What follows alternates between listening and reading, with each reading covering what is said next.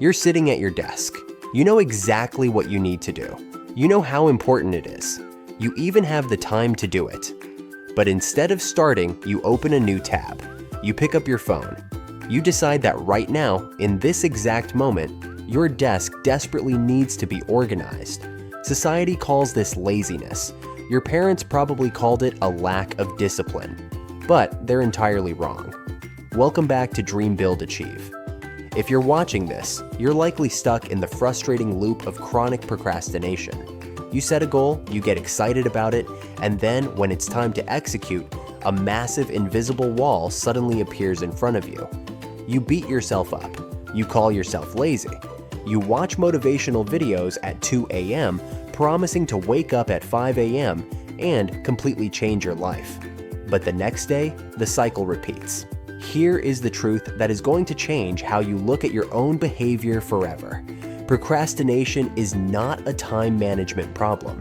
It is not a productivity problem, and it is certainly not a willpower problem. According to decades of psychological research, procrastination is an emotional regulation problem. It is a coping mechanism gone wrong.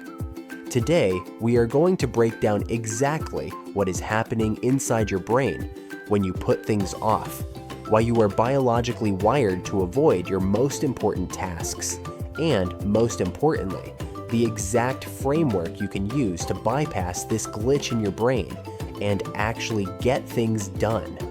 If you're ready to stop fighting yourself and start building the life you want, hit that like button and let's dive into the neuroscience of laziness. To understand why you avoid work, you have to meet the two main characters fighting inside your head. First, you have the prefrontal cortex. This is the logical, rational, forward-thinking part of your brain. This is the part of you that sets New Year's resolutions. It's the part that says, if I study today, I will pass the exam tomorrow. Or, if I start this business now, I'll be financially free in 5 years. But then you have the amygdala. This is the ancient primal emotional center of your brain. Its only job is to keep you safe from immediate threats and to seek immediate comfort. It does not care about your 5-year plan. It cares about right now. When you sit down to do a difficult, boring, or overwhelming task, like writing an essay, doing your taxes, or editing a video, your brain doesn't just see it as work. If you have any negative emotions attached to that task, fear of failure, anxiety about not being good enough, or just pure boredom, your amygdala perceives that negative emotion as a literal physical threat. Your brain reacts to that blank spreadsheet the exact same way a caveman's brain reacted to a predator in the bushes. It triggers a mild fight or flight response. So, what does your brain do to protect you from this threat? It forces you to escape. It pushes you towards something safe, predictable, and instantly rewarding. Like scrolling through social media, checking your email for the 10th time, or suddenly deciding you need to vacuum the living room. You aren't lazy. Your brain is just trying to protect you from negative emotions. You are using avoidance to regulate your mood. This brings us to the most misunderstood cause of procrastination: perfectionism. Most people think perfectionists are highly productive high achievers. In reality, the worst procrastinators on earth are perfectionists. Why? Because when your standards are impossibly high, the pain of starting is massive. If you tell yourself that the video you're making has to go viral, or the essay you're writing has to be an A+, or the gym routine you're starting has to be perfectly executed 6 days a week, you have made the stakes too high. The gap between where you are and the perfect result in your head is so wide that your brain gets overwhelmed. Remember the amygdala? It senses that overwhelming pressure. It senses the fear of falling short, and it hits the emergency brake. We tell ourselves, I'll wait until I feel motivated, or I'll wait until I have a clear block of 3 hours to do this perfectly. Let me give you a harsh truth. The perfect time does not exist. And motivation is a myth. Motivation does not precede action. Action precedes motivation. You don't wait to feel good to start.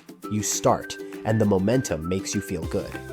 If you are waiting for the perfect mood, the perfect setup, or the perfect burst of energy, you will be waiting for the rest of your life. We can't talk about procrastination without talking about the modern world we live in. We are fighting a biological war that we are currently losing. Your brain operates on a currency called dopamine. It's the neurochemical that drives motivation and reward. Back in the day, you had to work hard to get a hit of dopamine. You had to hunt, build, or socialize in person. Today, you carry a dopamine slot machine in your pocket. When you face a difficult task, your brain weighs the effort to reward ratio. Option A, stare at a screen for 2 hours, writing a proposal for a delayed reward that might happen next month. Option B, open Instagram and get an instant, massive hit of dopamine with zero effort. Your primal brain will always choose option B. It is the path of least resistance. You aren't lacking willpower. You are just bringing a knife to a gunfight against algorithms designed by thousands of engineers, specifically to hijack your attention. To beat procrastination, you have to level the playing field. You have to make the bad habits harder to do, and the good habits easier to start. So, how do we fix this? How do we stop fighting our own biology and finally build the discipline required to achieve our dreams? Here is a 4-step framework you can apply today. Step 1. The 2-minute bargain. Your brain is terrified of big commitments. So, lie to it. When you have a massive task, tell yourself you are only going to work on it for 2 minutes. Tell yourself, I'm not writing the whole report, I'm just opening the document and writing the title. I'm not doing a 45-minute workout, I'm just putting on my shoes and doing 10 push-ups.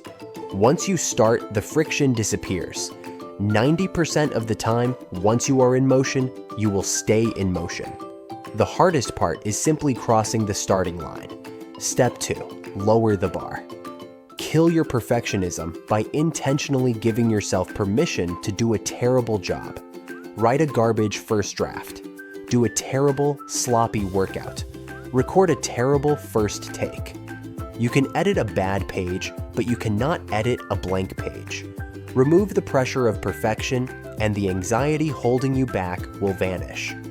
Step 3. Environment design over willpower. Stop relying on willpower. Willpower is a battery that drains throughout the day. If you want to stop getting distracted, you have to change your environment. Put your phone in another room. Block distracting websites using software. Make the right choice the easiest choice, and the wrong choice incredibly difficult to execute. Step 4. Practice radical self-compassion. This sounds soft, but it is scientifically proven.